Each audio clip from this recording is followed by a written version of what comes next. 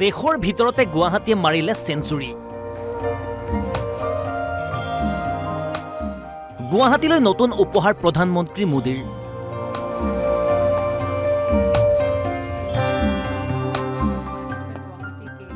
দেশৰ 4খন মহানগৰীৰ ভিতৰতে গুৱাহাটীয়ে পালে 100খন ইলেক্ট্ৰনিক গ্ৰীণ বাছ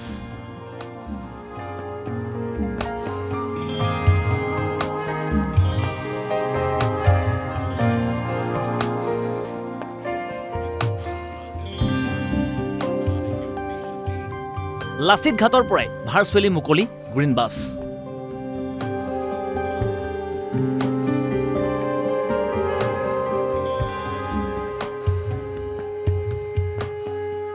এদিনীয়া অসম ভ্ৰমণলৈ অহা প্ৰধানমন্ত্ৰী নৰেন্দ্ৰ মোদীয়ে গুৱাহাটী মহানগৰীক দিলে আন এক নতুন উপহাৰ 100খন অত্যাধুনিক গ্ৰীণ বাছ উপহাৰ দিলে প্ৰধানমন্ত্ৰীয়ে গুৱাহাটীৰ সমান্তৰালকৈ দেশৰ অন্য 3খন মহানগৰী নাগপুৰ চণ্ডীগড় আৰু ভাৱনগৰলৈও আজিৰ দিনটোতে প্ৰধানমন্ত্ৰীয়ে উপহাৰ দিলে নতুন ইলেক্ট্ৰনিক গ্ৰীণ বাছ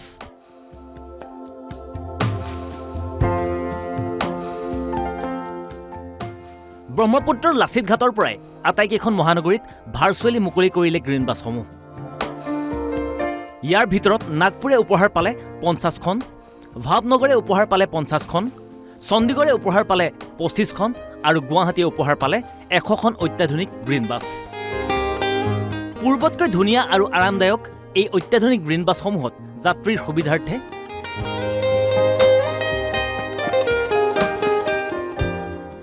নতুনকৈ সংযোজন কৰা হৈছে এটা পেনিক বুটাম স্থাপন কৰা হৈছে এটা গ্ৰীণ বাছ নিয়ন্ত্ৰণ কক্ষ য'ৰ পৰা গুৱাহাটীত চলি থকা গ্ৰীণ বাছসমূহ নিৰীক্ষণ কৰি থাকিব কামান কণ্ট্ৰলাৰসকলে আপোনাৰ যদি কোনোবাই অসুবিধা কৰিছে এই সুইচটো দবাই দিয়াৰ লগে লগে আপোনালৈ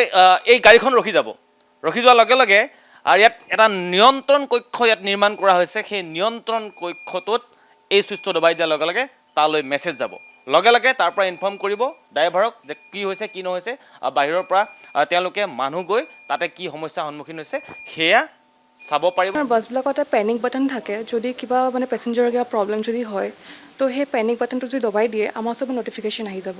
তো সেইটো এগেইনষ্টত আমি মানে কল কৰি পেলাই আমি সুধিব পাৰিম কি প্ৰব্লেম হৈছে কি নাই মানে চাব পাৰিম সেইটো পেছেঞ্জাৰ কিয় যদি প্ৰব্লেম হৈ আছে তো সিহঁতে মানে আমাক ক'ব পাৰিব সেইটো মানে থ্ৰু কলো কৰিব পাৰে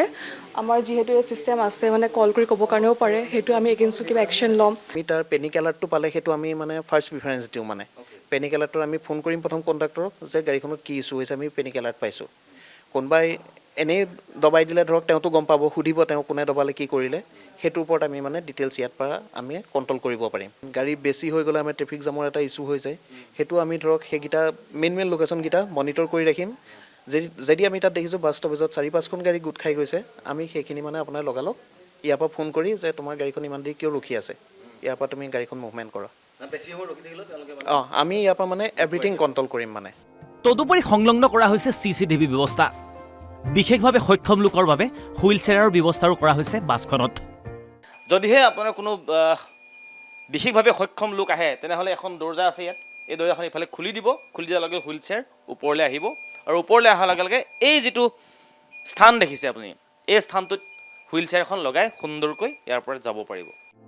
মহিলা আৰু জ্যেষ্ঠ লোকৰ বাবেও বিশেষ আসন সংৰক্ষণ কৰা হৈছে বাছখনত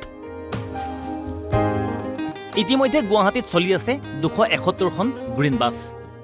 একেদৰে মহানগৰীত চলি আছে 100খন CNG বাছো নতুন 100খন গ্ৰীণ বাছ সংযোজনৰ পাছত এতিয়াৰে পৰা গুৱাহাটীত চলিব মুঠ 471খন অত্যাধুনিক বাছ আমাৰ এতিয়ালৈকে গ্ৰীণ বাছ